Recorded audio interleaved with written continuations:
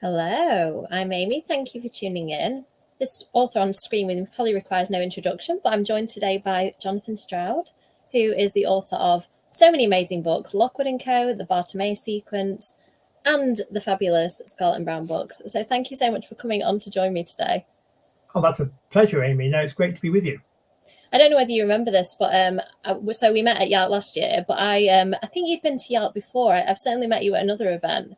Right. And you signed one of the Bartimaeus books for me way back in the day. So it feels really strange now that I'm here on the same side of the table with you, as it were, writing books. So yeah, this is really nice. I feel like I've come full circle.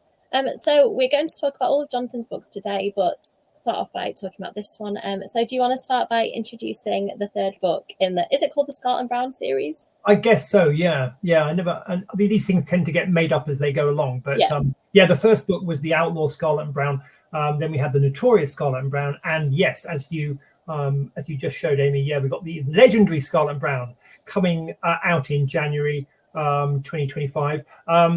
It's the third book in this series. It's set in a kind of dystopian future Britain, which is post-apocalyptic, and all kinds of sort of strange changes have happened, and the landscape has altered, and lots of cannibals and giant beasts roaming around, and humanity has kind of retreated into various sort of small enclaves, and there are a few outlaws who brave the wilderness, and our two heroes, Scarlett McCain and Albert Browne, have been doing it for 2 books already, and they kind of go around having all sorts of shootouts and adventures, and get pursued by enemies and fight cannibals. And in the legendary Scarlett and Browne, their story kind of, I guess, comes to a crescendo. Scarlett has been looking for her lost brother, who she lost many years before, and in this book she gets a kind of clue to where we don't even know if he's alive or not, but she gets a clue to what might have happened to him. So she's following that,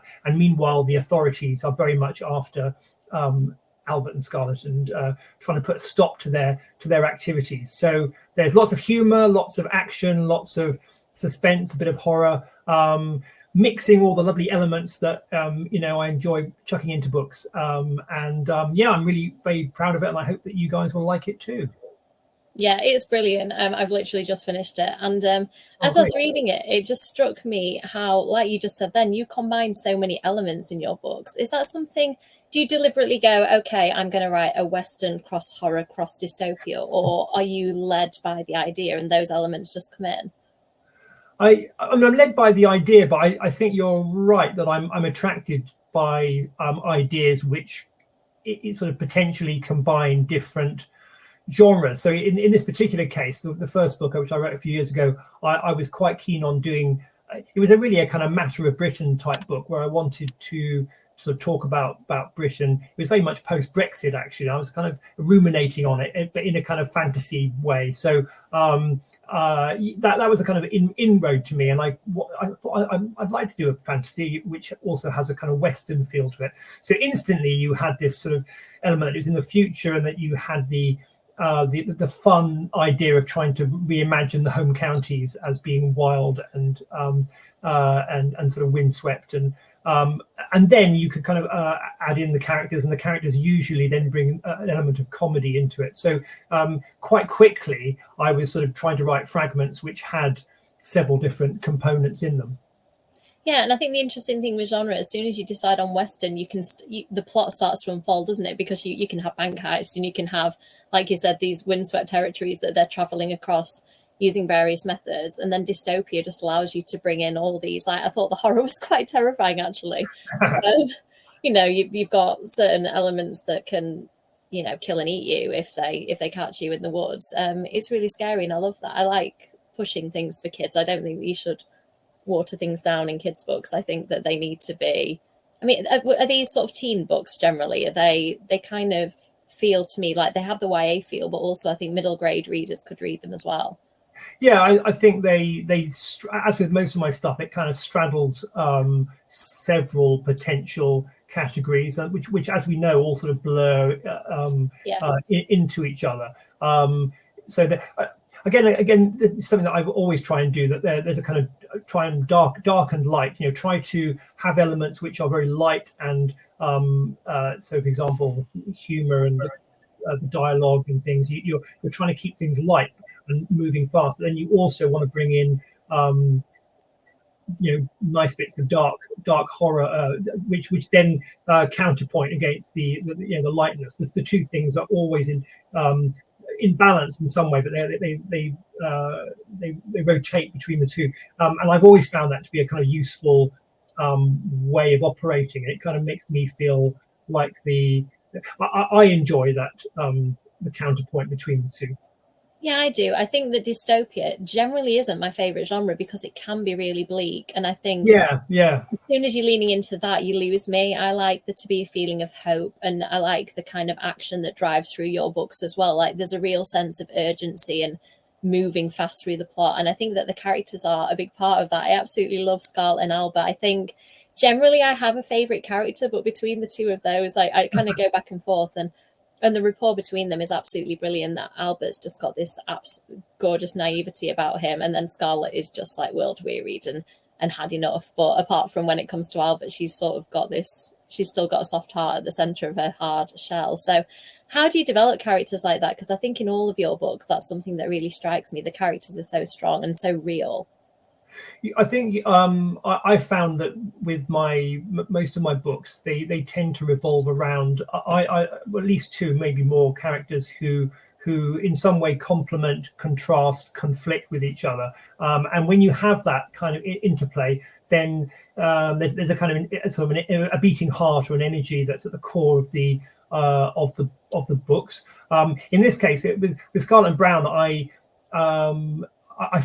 messed it up to start with, because when I was trying to start the books, I had this idea of a Western, and I wanted it to be a British Western, and I wanted it to be in the future and a post-apocalyptic, great. And there was going to be this kind of world-weary figure who was central. And actually, originally, I did the world-weary figure as a kind of middle-aged bloke, and he had a lot of the components that Scarlett ultimately had, but when I had him interacting with a younger, more kind of idealistic, I think originally it was a girl that he sort of suddenly sort of met up with, and he grudgingly had to go around with her, and I just couldn't quite make it work. The energy wasn't right. There was basically the character wasn't good enough, and then at some point I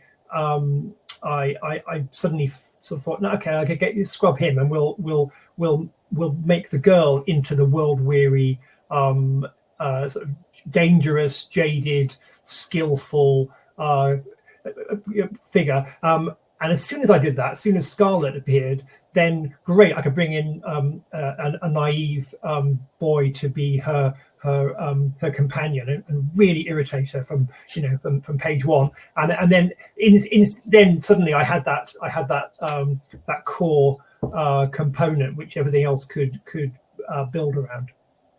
Yeah, I find it interesting and reassuring that you find that it doesn't come to you straight away fully formed, because I think some books do with me, and others, like the Mina books, I had the same problem. I knew that it was a murder mystery set in New Orleans. I just didn't know who the main characters were. Yeah. I tried all sorts. At one point, it was a fortune teller who was quite a bit old, and I was like, oh man, I need to just leave this book. It's not working. And as soon as she was a teenage girl from Yorkshire, it wasn't much of a stretch, being that that's what I am, but aged up quite a bit. It clicks, doesn't it? When do you find that the characters are the thing that once you've got them, you can absolutely run with the book? Yeah, no, very, very much so. I both with Bartimaeus and with Lockwood, so two of my other series, in both those cases, it began with a scene with a couple of characters talking to each other, and it was the interplay between them, the sort of frisson between them, which instantly got me interested. And I didn't know what the story was in either case, but I really liked this little tiny fragment with these two characters. So it was slightly different with Scarlett and Browne. There I did have scenes with characters sort of talking, and which then eventually reappeared in the eventual book. But the very, very early fragments, the actual characters were different sexes, different ages, and I agree. Some series you get it straight away in terms of who the characters are. Others you have to dig and not be afraid to revise and rip up bits. Yeah, and I think just plunging in and trying it sometimes, try out that voice, see if it doesn't work. I think plunging in is key for me. Plunging in is a key starting point, actually, because I mean, this is an interesting thing to discuss because every author's different, but I think I would never start with a piece of paper that just has a structure. I think the structure can only be conceived once you've already got the spark, the energy, the thing that makes you want to spend the next 6 months to a year working on it. So would you start? Do you start with a structure, or do you every time I go, I'm going to plot this book out. I'm going to plot it from beginning to end, and I'm going to know what happens. I'm going to know who the murderer is. It's going to be great. And then I sit down and I get probably a quarter of the way through and I just see an absolute blank. And I talked to CJ Tudor last year, and she said the same thing. She has an idea, but until she starts writing it, she can't see the path through the book. So I've now accepted that I can only plot probably the first fifth to quarter of the book. I get so excited. I get so excited to write it. Like I've got a book, my next book that I'm going to write is quite different, and I literally only know the first couple of scenes. And I think I've written the first chapter, and I like the voice, I like the character, and the kind of dynamic is what I'm going for. So I think I'm just going to plunge in and see what happens. So yeah, I always think I'm going to plot. I've got a friend, Melissa Welliver. She plots the whole book, writes something like 15,000 word, I think she said, outline. She knows everything before it happens, and then she writes it. And I can't. That's so impressive. Yeah, it is. So what do you do? So Walker say to you, right, Jonathan, we need a new book. What does that look like for you? So I will. Well, to be honest, usually it start with me just sitting at my computer and kind of writing fragments of scenes. So I think with Scarlett and Browne, probably I thought the idea of a British Western, I quite liked that. I think I wanted to. I kind of wanted to do my own version of a kind of Huck Finn trip down the river. So instead of it being the mighty Mississippi, it would be the Thames. So vastly less impressive and basically a bit rubbish. So there's kind of inherent comic. There's a comic sort of element I was kind of interested in. So I had these sort of westerns, Huck Finn, Britain. So I had all these things floating around, and then I actually sat down and I just wrote various little kind of fragments of people talking, people on a raft. That was an early thought. I'm going to have a raft. I'm going to have a couple of mismatched characters on the raft, and they're having to go down towards London, which doesn't exist anymore because it's all underwater. The sea levels have risen. Great. So I kind of had some of these visual ideas, and I would just spend a few weeks, just writing and trying to get that spark. And then while I was doing that, I would be starting to play around with possible structures, but it was all very vague at this point because I sort of didn't really know who was on the raft or what their story was going to be. So I think as a writer you have the kind of rational side of your brain, which is always wanting to create order and structure, and then there's the kind of improvisational riffing side where actually it's better just to let your mind enter into it and mess around and play and improvise. And actually you need both, of course. And the question is what order, and everyone's different on that score. For me, I wish I was more efficient. I wish I could do the structure straight away and then the writing. The only time that's ever happened, I mean, basically it doesn't happen, but the only time it ever kind of did was with one of I think it was The Hollow Boy, one of the Lockwood books, where already, I already had the characters, I already had the world, I already kind of had a sense of what the overall structure was going to be, and that meant that when I was planning that book, I actually did quite early on get quite a strong structure in place, and that was probably the most straightforward. It was probably the book that had the fewest wrong turnings, whereas something like this one had various missteps, and because I had so many different elements to try to corral in it, that part of the challenge was trying to figure out, well, I can't actually use all these different ideas. I have to sort of I have to experiment with the ideas to see which one works, and then you go, okay, well that one doesn't quite work, so I'm going to have to either change it or leave it out. So yeah, I wish I was more efficient.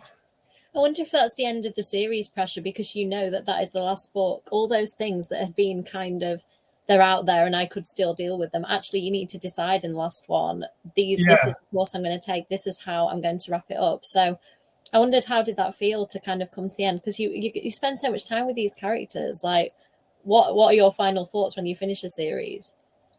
Well, I think I don't know what you think, Amy, but I find it's always a mix. That, you know, part of you is just relieved to stagger to the end and actually figure out a way of joining up all the different threads. So part of you is, I think, very happy to get to the end, but then there's also another part of you which is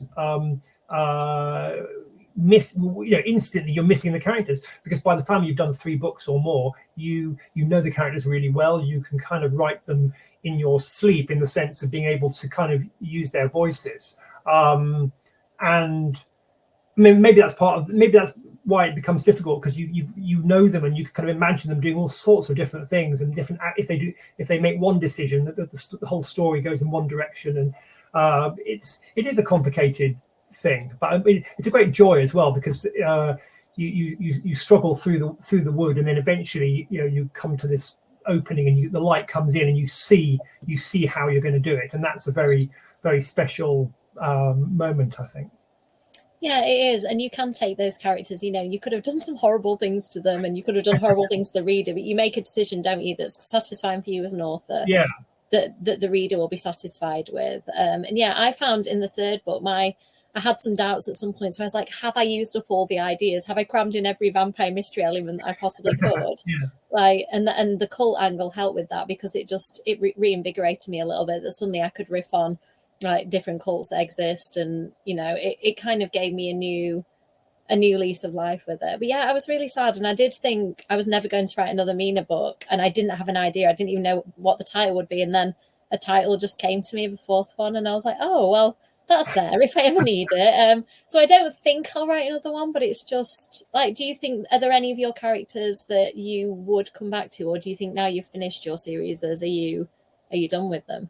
Well, no, I think now I would come back. I would, and indeed could, come back to all of them. When I wrote my first series was the Bartimaeus books, which I was writing 20 years ago. I was writing those, and I very much, while I was writing them, was thinking it's definitely a trilogy, 3 books, that's it.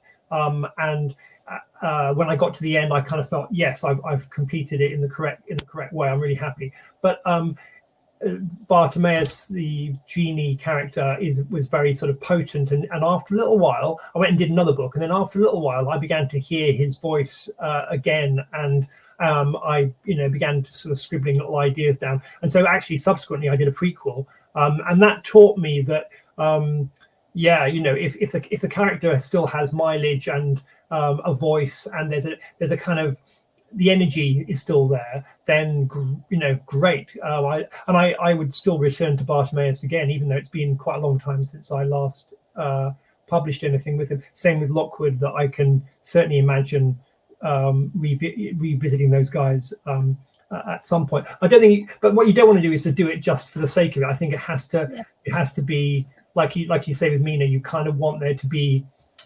there's got to be a story to tell, hasn't there? And then if there is, fantastic, because you've got the characters all ready and waiting.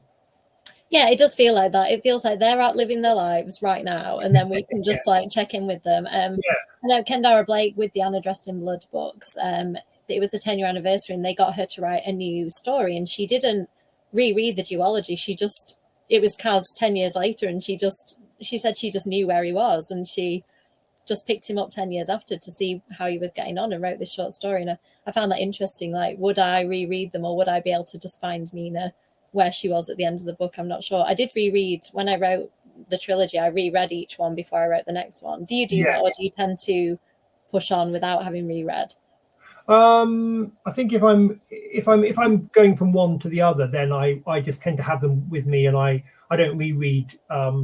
I don't reread fully, but I'll just constantly be checking in on double checking what happened in certain scenes and things. When I did the prequel for Bartimaeus, I did, because several years had gone by, so I did sit down and actually read the 3 books as a reader, which was a really interesting experience, because so much time had gone by that I was reading it as somebody who was not experiencing it for the first time, but there were whole bits that I not forgotten, but I was experiencing it anew, and that was really really good exercise actually. And I could just note down, okay, these are the key points, these are the great, and then I was ready to roll with the prequel. Yeah, that's powerful, isn't it? Because normally we, like with the Dracula book, certainly that I'm working on now, I get my edits back, that my editor's really on it, so there isn't any waiting for months. It's like a week or 2 passes and she's ready to go with the next. So I haven't ever had that distance from it to go, no, it's true.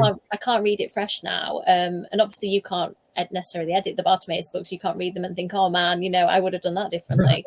But it's nice to be able to get distance from your books. Let's talk about him a little bit, Bartimaeus, because he was my first experience of your books. And I remember when I first read that first page, I was like, oh man, I said to you before we started recording, there are footnotes, and this character is wild. I think if you ask me my top 10 memorable characters, he's definitely in there. Cool. Just because he's so different and unique. Where did he come from? Can you remember when you thought, I'm going to have a really sassy genie as one of my main characters? Where did that come from? Well, I with him, it really did, unusually for me, or almost uniquely, that really did sort of come as a kind of out of the blue sort of moment where sudden clarity, and it kind of came in 2 phases. One day I can remember that I was just walking on a long walk, and I was thinking about, okay, what could I write, and what can I do, a fantasy book? Yes, I'd like to do one about magic. It'd be great to have magicians. But of course, there are lots of very well-known books about kid magicians. Which would be kind of, so is there a way of doing it which doesn't just sort of copy that? And on this walk, I suddenly thought, well, okay, the way to do it would be to have the kid magician, but make him the bad guy, and have a demon or a some kind of magical creature which was his servant or his slave, and that would be the hero. And that interested me straight away. Okay, that's I don't think I've seen that done before. So then I went home and sort of scribbled that idea down, and at the same time, on the same walk, I thought, well, yeah, and if they were magicians and they were really powerful, they would just take over, they would be in charge. So the prime minister would be a magician, and all the government would be magicians, and you'd have a kind of police state run by these guys with the aid of the magical slaves. So I had this kind of a couple of ideas which I thought were really interesting, and then a few days later I sat down with that in mind, and I just wrote the beginning of basically I wrote the first couple of chapters of the Amulet Samarkand, and it just kind of came out as if fully formed, which is that's never happened to me again. And it was because of his voice, because I just started writing in his voice, and like you say, within about a page, I realized that he was such a know-all, and he's been around for thousands of years, and he feels like he's got so much he can tell you that. So great, he'll use footnotes to sort of inform you about extra bits of stuff, and make silly jokes, and again, crucially, he was having a confrontation with the kid, the boy magician who'd summoned him, and that was the first scene. And at that point, I got no idea what the story was, or why the kid wanted this genie, and what he was going to be doing. But I just had this 2 pentacles, boy in one, genie in the other, confrontation, and the voice of the genie was what's just excited me. I can still remember the excitement of it. So the whole series kind of then I had to sort of eventually sit down and figure out what it was, but it was just purely the voice really that sold it to me.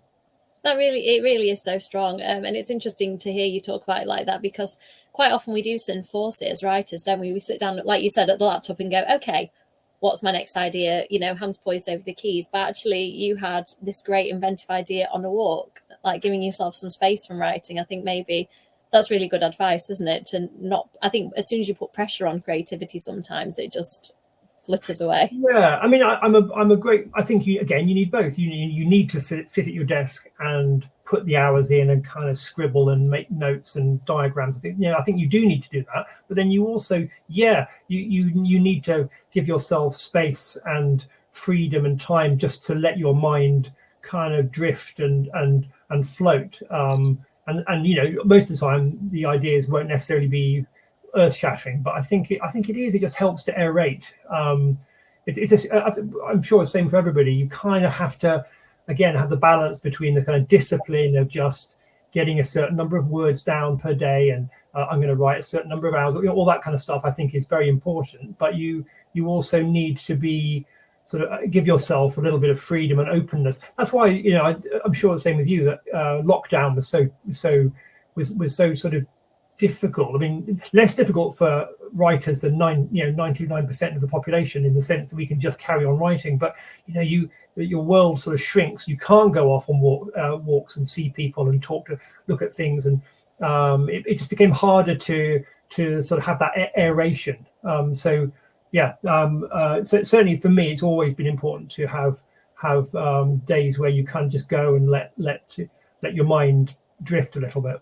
Yeah, see, I had a baby in February 2020, so that's what I was doing during lockdown, looking after a baby by myself with my husband. And, there were pros and cons of that. Obviously, cons that everybody was really worried and not many people got to see him. But my husband was at home, so, he would have had to go back to work, and he was working from home instead. So I didn't do loads of writing in that period. So when you hear people talking about their lockdown books, I was just being tired and looking other creative actions going on. Yeah, exactly, just creating a human as opposed to creating a world. And I was editing the first Mina book, so I wasn't having to create anything new, and that was helpful, because I know your children are older now, so have you got more than one child? I feel like yes, I've got a couple. One who's 20, 21, 17, and but then one who's 9. So we've got so you're still going through the childhood excitement, Christmas and all that. Then that's lovely. Oh, very much so. But it's interesting how that took a lot of my energy when he was very, very tiny. I found it hard to write just because the newborn baby was so now that he's older and he's at school and things, suddenly my day's opened up and I've got actual writing time. But like you said, I had to be really disciplined early on, because I was looking after him most days by myself while my husband was at work. So every night it was an hour or two, just bum in seat, write 1,000 words. It was just 1,000 words a day. That's all I did. But in 70 days, that meant I had a book, and that's what I tried to so it's so important. I'm a big believer in that. With the Bartimaeus books, I kind of developed that because I had to write each book in a year, and they were quite big books, and the only way of me doing it was to say, well, I'm going to write a certain number of pages a week, and it kind of didn't matter how long or short a time. If I had a really good day and I got my words done by lunchtime, well, that was great. I could, if I wanted to, just go off. But other days you're there plugging away. You've got to maybe work at the weekends in order to make up the shortfall. And I think you do need to have that kind of schedule, a sort of just to, if you're gonna create the book. And then once you've got the book, you can then of course edit it and fiddle with it and change it. And it is important just trying to get the words out, isn't it? Yeah, and I think some authors, like say Laini Taylor, I know that she edits as she goes along and finds in some ways that quite slowing the productivity, because I think she feels that she has to edit before she can go on. And I'm a bit like that. I do tend to tinker as I go along, especially if I spot something is going wrong, I stop and fix it there and then.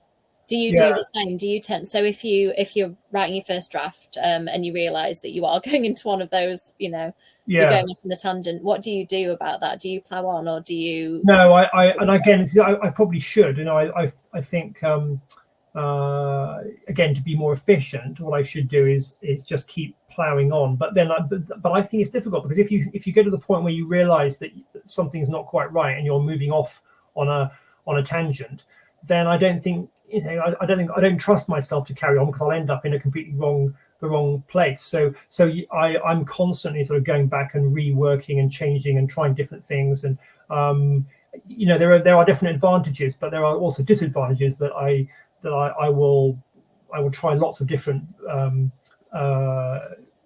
paths and it can get it can sort of bog me down for a bit. But ultimately, I think it means that you suddenly get a kind of clarity that okay, those things don't quite work, but this one, that's much more effective. So in an ideal world, what I would do is I would be, if I'm kind of in the groove and I sort of know what I'm doing, then what I'll do is I'll try to write a certain number of pages a day, and then the next day I kind of sit down and I would read yesterday's pages and do a sort of quick edit on anything obvious, like, oh yeah, that sentence was a bit rubbish, or I can tighten that. So that just helps me kind of get my head into the flow again, and then ideally I'll just sort of carry on from where I left off the day before. That would be the kind of ideal, but it's rarely, as I'm sure you know, it's kind of rarely that simple somehow.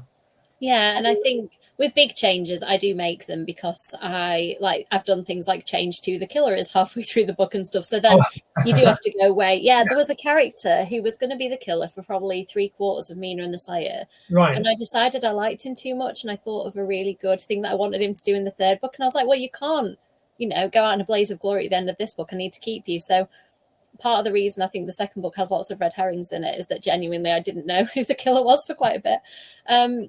So yeah, I think there is that. Like, there's giving yourself the freedom. I think if I plotted too much, it wouldn't have allowed me to have those revelatory moments of, oh, actually, this would be a much better book. So I try and fix big things, but if it's a little thing, I just give myself the freedom to fix it later, and I put it in the comments. So it's like, this scene isn't right. Okay. They're in the wrong place, or they're, something isn't vibing here. But I just put a comment, if I have an idea of how to fix it, fair enough, but it might just say fix this later, just so I can keep going. I've got a friend who bullet points as well. Mia Kushnia writes amazing adult and middle grade fantasies, and she bullet points. So if she gets stuck, she just bullet points what she thinks will be there, and she says that frees her to then continue. So so in the text, there'll be like a little hiatus.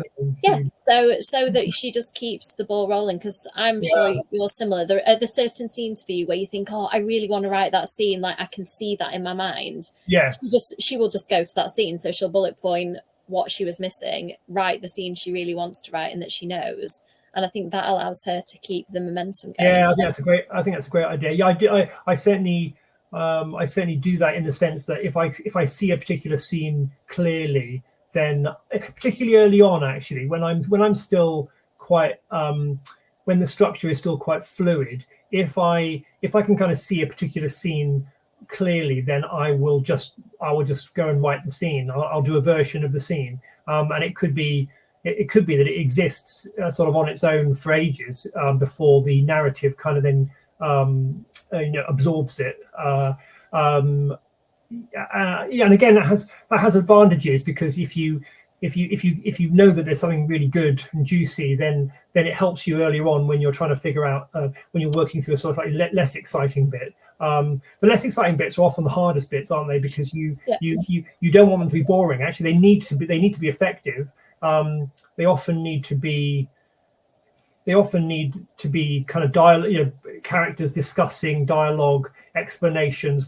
How do you get from A to B? And actually, a lot of the task is to sort of make those bits fun. And I think with my Lockwood books, I kind of stumbled on the fact that because my characters lived in a house which is the three kids live in a house where they kind of come back to after their various adventures, and so every night they kind of come back and they'd sort of sit at the kitchen table, and they would they could sort of dust themselves off from whatever ghost they've been fighting, or they would sort of argue about how it went wrong, or, well, what the heck are we going to do now? And so actually the kitchen table became this venue where they could have these conversations, and actually they were often the ones I enjoyed writing the most, because it was where you kind of got the characters and the humor and the the jokes and the frictions and the little observations.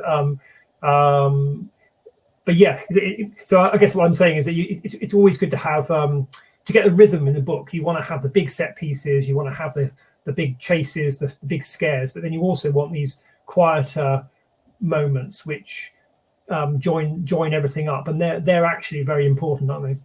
Yeah, they are. They're the breathing room for the reader between all the heart-thumping ghost hunting. Yeah. And also they're the bits where the reader needs to get information from you. They also need to get to know these characters and care if they survive or not. So you need to see them interacting with each other. And yeah, I think you do that really well. I think that the pace in your books is always there. That's the bit that only that if I stop reading a book, it's just because the narrative isn't pulling me through it. And quite often they're the books I'll put down. I think that yours, you just kind of, there's this forward momentum, even though there's a moment to breathe, there's still this forward momentum pulling you through. Yeah, I think often in the editing process, I'll do versions of all these chapters, and I think the editing, one of the key bits of writing a sort of second draft or third draft or whatever it is, that I will be looking quite with quite narrowed eyes to see that there's a forward propulsion throughout the whole thing. You don't want to have a chapter where it's kind of a little dull because you're just sort of hanging around talking about what's just happened, or how can you make that scene useful and fun and exciting in its own right. So that's always everybody, that's always a challenge. But yeah, I think the ideal is, I quite agree with you, the ideal is always to have momentum carrying you through. They're the books that when you as a reader, when you read them, it's easy to read it, isn't it? You're just going from one chapter to another, getting drawn along, rather than having to sigh and roll up your sleeves to get through a big bit of explanation. Yeah, exactly. Like, I remember a few early readers said to me, your books are really easy to read. And at first I was a bit insulted. I was like, hang on, they're easy. I don't want them to be easy. I want them to be complex and gripping. I was like, actually, easy is a big compliment. No. Easy means it feels effortless as a reader. Yeah. No, I totally agree. Sort of lightness and quickness, and it's a really important quality, or they are important qualities for any kind of writing. Actually, if you're reading a adult novel or non-fiction, or I think anything that gives your reader a sense of smoothness, and that's where the pleasure comes, actually. Obviously you don't want it to be sort of that's not the same as sort of being uninvolving or too or banal or anything. You want to throw in interesting words and interesting ideas and all the rest of it, but you've got to try and do it in a way that is it goes down easily as for your reader. Yeah, whether it's, your books go through all of it, don't they? Like sad, moving, heartbreaking in some places, and then uplifting, silly, scary. I think do all of it, but it's kind of keeping the reader going through all of that is the skill of the author, I think, isn't it? Yeah, well, that's the aim, that there's a kind of platonic ideal, like the ideal text that you and I, when we sit down with those first little ideas, and you think, oh, this is going to be so great, this next book, and you always fall short in some way, but actually that's the thing you're attempting. You're trying to write the perfect book every time. Yeah, I always say that to people who feel that their writing isn't good, like who are at that early stage, they haven't got a published book yet, and they say, oh man, it's nothing like a published book. And I'm like, yes, because that published book will have had beta readers. My husband reads everything I've written. Then it will probably have an agent who's had some input, if not an agent, certainly multiple editors. Yeah. Over and over again. And my current editor in particular for the Dracula books, I can feel her really pushing me. And sometimes I'm like, oh man, what you've just asked me to do is hard. Like, I want more atmosphere in this scene. And it's like, I know, so do I. I need to figure out how to give you this. But I think editors really push you, and then you push yourself. And as you learn more, like, 4 or 5, or in your case, is it 16 books then or something like that? Yeah, 16 novels. Yeah, I think so. Yeah. You learn a little bit every time, don't you? So I try to say to people who are early in this process, if you're looking at Laini Taylor's writing or Jonathan Stroud's writing, thinking, I'm never going to be there. Jonathan Stroud wasn't there in draft 1 either. No, it's endless process, isn't it? And you're always learning, and you're quite right about having other eyes on your text. You get very. It doesn't matter how experienced you are. When you're in the middle of something, and you're kind of constructing it with all the nuts and bolts and screws and things that you're sort of inserting to make it hold together, it becomes very difficult to kind of step back and see, see the the overall scheme, whether the thing actually is a beautiful construction or not. And we were talking earlier, I think, about it's impossible to have a proper break while you're writing a particular book, because you've got a deadline and you're just in it, and then you're editing it, and then off it goes. And often it's only years later where I will come back to a text and actually open it up and look at it, and you can then you see it as a reader, and you go, oh, okay, yeah, that scene works well, or you might see there's a bit there you might have not done, or but it becomes more obvious when you've got a bit of a break. Yeah, and like you said, you can't do that when you're writing. So we've talked a little bit about Lockwood, but it is something that I really wanted to discuss with you, because I think out of all your books, it seems to be the one that has really hit the cultural, I don't know what you'd call it, but it's there, isn't it? It's so pervasive. It's in every bookshop. Everybody loves it, as far as I can gather. People have heard of it. So when I've told friends I'm doing this interview, they're like, oh yeah, the author of Lockwood Co. Like that's what you've become known for. Did you know when you started writing it that it was going to have this impact, or did it feel like any other book of yours?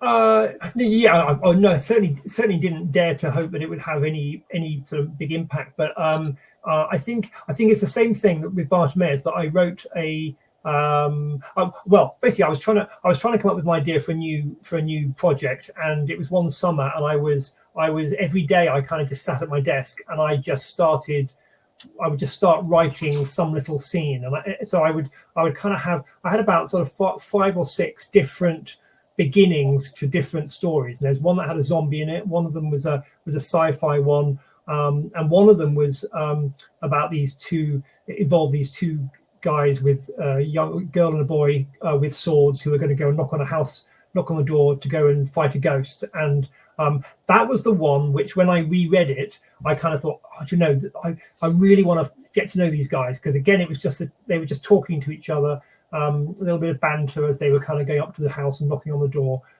and so it just had that little frisson of excitement for me, and so that's the one I chose. The others were kind of, the other ideas were pushed to the side, and that was the one that I explored. But again, that initial sort of excitement, I then had to sort of hang around for about a month trying to figure out, well, okay, why are there 2 kids coming to the door? Where's the adult? Why isn't there an adult there? And what are they doing with the swords? How's that going to help? And what kind of kit do they have? And who are they anyway? And so all that stuff had to be worked out. And as I got into it, I basically just really enjoyed their company, and that's always the key. If you enjoy being with these characters, then ultimately there's a kind of hope that the readers will like them too. Yeah, and they obviously do. I mean, at what point did you realize that, oh yeah, this is going to be big? Like, was there a sort of moment, or was it a gradual realization? Well, it was. I think I've been very lucky with the TV show. That actually, as I think as I was writing the series of books there were 5 books over. So I think I was writing it for sort of 5, 6, 7 years was the whole project, and the world became clearer and clearer to me as I was writing it, and I very much sort of I was very excited by the whole process, and I really enjoyed it. That's not to say that they inevitably becomes successful, and I think it got a lot of people liked it when it came out, but the thing that really changed it was the fact that we had a TV show which was done so brilliantly by Joe Cornish and the guys at Complete Fiction, and they were fantastic, because they took the essence of the books, and they were very, very true to the books, but they also then added their own elements and made little changes, and brought in beautiful music and superb aesthetic, and of course fantastic actors who just kind of made the characters alive on the screen. And that adds another element, so that the books are still there doing their thing, but then the TV show adds another sort of facet, which I think I've been so lucky to have that, which kind of propelling it into more houses everywhere. Yeah, well, that's the thing, isn't it? The TV show will have found some people who might even not be readers, who certainly might not read, right, middle grade teen YA fiction. It's pulling so many new people to you and exposing that title, and maybe that's it, isn't it? Is that extra little bit of propulsion that a book needs that just helps it stand out. I think it's the ideal, and you don't. There are lots of adaptations that don't bring anything to the party, and I know that you're a big fan of Buffy and things like that. So there are shows where there's a richness and there's a kind of genre busting sort of approach. Some of these shows, if they get it right, really just have this amazing power, and but others don't. And and as an author, you hand it over to be adapted. You just have to kind of trust to luck. But in this case, the guys who made it were so sort of dedicated to actually bringing the books to life that it was a really very, very special process for me through the several years they were working on it. That's amazing to feel that you love what they created, because there's that. I bet there was that moment of excitement, but did you have that, oh gosh, what are they going to do to it? Well, yeah, there were amazing moments which I remember very strongly, where you just before you see what they're doing. One classic was, because it's all done through lockdown, so a lot of it was done from my point of view. I wasn't sort of there to actually watch what they were up to, but very, very early on they were looking for the actors to play Lockwood, Lucy and George, and they eventually they got in touch and said, oh yeah, we think we found the three guys. Here's a little bit of footage of them in a room just doing a reading together, and they sent it as an email, and the thing, I had to press the button to watch this tiny little sort of minutes worth. And at that point I was really kind of, I was frightened, because I thought, if I press this button and these guys just aren't right, then it would be really upsetting. But I pressed it, and of course the three guys, they were just there reading from the scripts, talking, but I could instantly see they were just perfect. They were perfect for the characters, and also had amazing chemistry and amazing rapport. So that was a fantastic moment. So there were lots of things like that where you suddenly realize it's going to be good. It's going to be okay. Oh, what a feeling as an author, like to see your world being brought to life and in a way that you love. That's like gold. Oh, it's yeah, I can't express. It's very, very life-changing moments. The other one was when my wife and I would they invited us to come to actually watch the first episode. Oh, amazing! Ahead of the obviously ahead of the show actually coming out, and again, I'd seen scraps and big pieces, and I'd been on set and I'd met the guys, so I kind of knew I knew it'd be good. But again, you don't know until you actually suddenly the lights go down, and then there they were, Lockwood and Lucy, coming up to knock on the door of the house in London. It's that same scene that I'd written all those years before, and it was like they were there. I mean, it was just a very sort of profound, and special moment.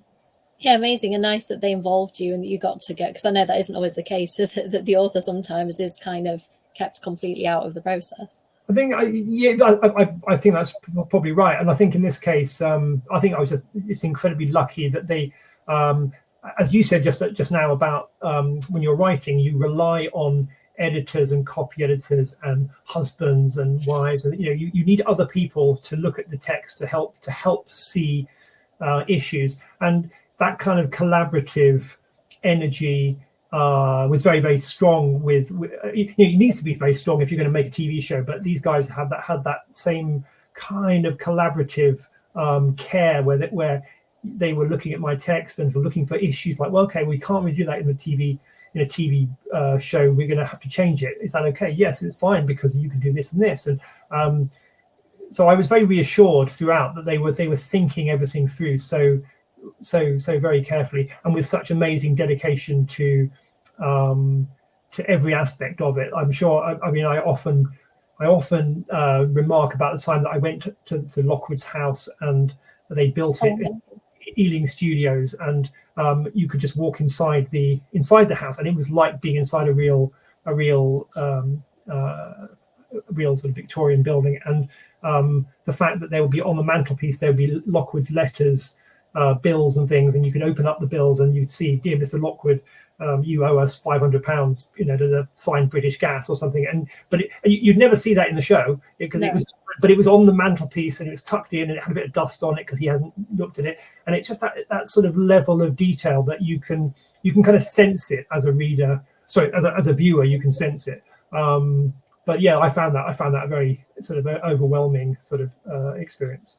Yeah, it's like incredible chemistry, isn't it? Of brilliant source material met with people who are passionate and understand it. And then every level, there's certain series, aren't there, like Lockwood Co, but also things like Game of Thrones and Buffy, like you see the detail and the effort that's gone into everything. It isn't just an empty shell that you're looking at. It's a wholly realized world. And they obviously got it and wanted it to be as rich as possible. Yeah, that's right. It's a richness, isn't it? And I think it comes down again to that combo that we were talking about, that you need a lightness. I think the best shows have a lightness, a kind of sense of wanting to experiment, to change, try different things, be a bit playful.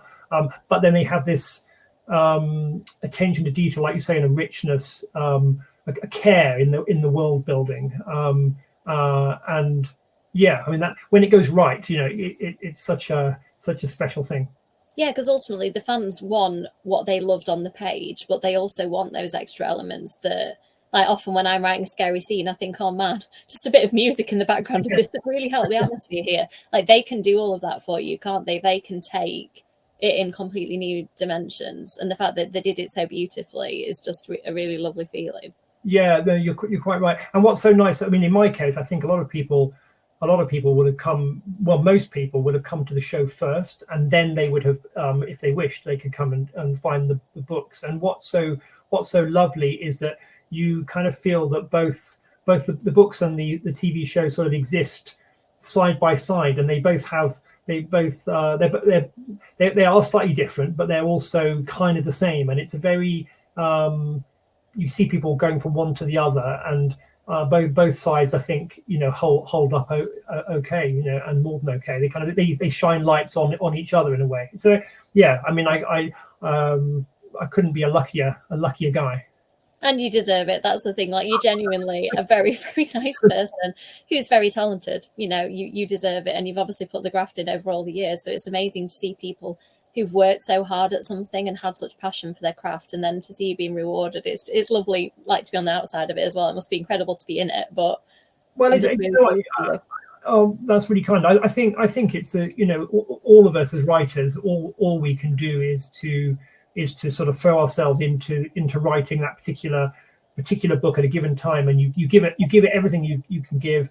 You get help from all these other great people who try to make it better, and then you get great designers, and you get illustrators who make it a beautiful artifact, and that's all you can do. And then you put it out into the world, and we all know, once it goes out into the world, you can't control it. It may sink like a stone, or it might not do anything for a while, and then get discovered and kind of build up its reputation. You haven't got a clue, and essentially you have to move on to the next book and just do the same thing. Start scribbling away, and in the end, you end up like both of us. We both got shelves with lots of books that we've written, and also books that have inspired us, and you're part of that conversation. Yeah, it's amazing, isn't it? I don't think we can end on a nicer note than that. I've got a couple of questions to just wrap up, but I don't think we're going to beat that as far as motivation goes. So I know that you can't always answer these questions, but I'd love to know what stage are you at right now? Is there anything you can tell us about what you're thinking of writing next? Or I know that you're coming to the end of a series, so it's a bit different than if you're in the thick of it. Well, so again, it's that kind of process where I have lots of little files with different bits of writing in. I've got sort of material. Well, I've got material for a Bartimaeus book. I've got some Lockwood material kicking around. I think I will probably try and write something a little bit different. Just when you come out of a big series, it's kind of nice to maybe try something slightly different rather than throwing back into another big series. So I'm gonna have some fun playing around with different age ranges and different kinds of book. And we'll see. Yeah, I'm kind of excited. I'm sure in a few months I'll be sweating trying to get a contract, and but at this point it's quite liberating just to have lots of different doors to step through. Yeah, I'm sure you won't be. I feel like there is always that panic as an author, isn't there? Of I really hope that there is another book in me, but there is. I know for a fact. Like I've seen enough of your work over the years to know that you'll reinvent and you'll come up with something brilliant for us to read. Yeah. So, last question: can you think of any books to recommend for fans of yours? Obviously, you've got an immense back catalogue. Are there any other authors that you think fans of your books would enjoy? Oh, that's a good question. Okay. This is the question, isn't it? Sorry, where authors always go, "Why can I not think of a single book that was ever written?" No. Well, in fact, just this very day, I was reading an excellent fantasy book by, I think, a debut author, Cassandra James, and I think it's coming out in February 2025. And I just had a look at an advanced copy, and it's called Capitana, and it's sort of it's a fantasy, and it's got pirates, and it's got a bit of romance, a lot of adventure, and I really enjoyed it. So I recommend that when it comes out. I mean, so that, yeah, on the YA front, that's the one I've read recently, which I really enjoyed. And then if you liked Scarlett and Browne books, the books that influenced me writing this were actually westerns. There's from way back. So there's True Grit, which I thought was absolutely brilliant, and that was a bit of an inspiration. And there's a book called The Sisters Brothers. I love that book. It's so good. I've read it for a long time. But it's so great, and it's stylistically so beautiful, and so much kind of black comedy in it. And that was again a great inspiration to me when I was starting to think about this. So that's a different kind of recommendation, but a genre specific one. Yeah. Oh, that's great. Thank you. Yeah, it was Deadwood for me. I don't know whether you've watched the series. Deadwood was great. Yeah, Deadwood was fantastic, wasn't it? That was the one. Yeah. That won me over. And since then, I've been seeking that thrill. Because Westerns can be really objectively amazing, but they can also be really objectively bad. And I think that if people don't understand the genre and it becomes too cheesy, it can just be really cringeworthy. But that, Deadwood particularly, and is it The Ballad of Buster Scruggs or something like that? Okay. I'd need to check the title, but that's sort of an anthology type format where it's different stories, and that really captured the flavour. And The Sisters Brothers, I think, certainly. And Alma Katsu, is it The Hunger, the Donner Party one? Have you read that? Yeah. It's really good. It's really gruesome. That doesn't sound like it's got too many jokes in that one. It doesn't have that many, no. It's on the grim. Yeah. It's on the grim side of what I enjoy, but what it has is great characters. You know, if anybody knows the story of the Donner Party, it ended very badly one winter where there wasn't a food supply. So some of the people in the party became the food supply, which is an awful premise on which to start a book. However, the characters are amazing. You get to know them, and all the time there's this sense of dread because you just know historically, you know what's coming. Yeah. And then being Amakatsu, there is also other stuff out there that isn't just the people in the party. There is other stuff out in the wilderness. And that's fantastic and captures that same flavour of like how being out on the frontier and starting a new society, that's what I'm interested in with Westerns. And I think that book captures that flavour really well. And of course, is it Westworld? That TV show from a few years ago? Yes, yeah. Had a similar vibe. But yeah, I do. When a Western is good, I think it can really hit, can't it? All the action that you can get from it and the romance, it's sort of got genres within itself. That's right, and I think the best ones are ones where you're within the genre, enjoying the richness of it, but you're also kind of prodding at the restrictions of that genre. That they're the most satisfying ones, aren't they? I think. Yeah.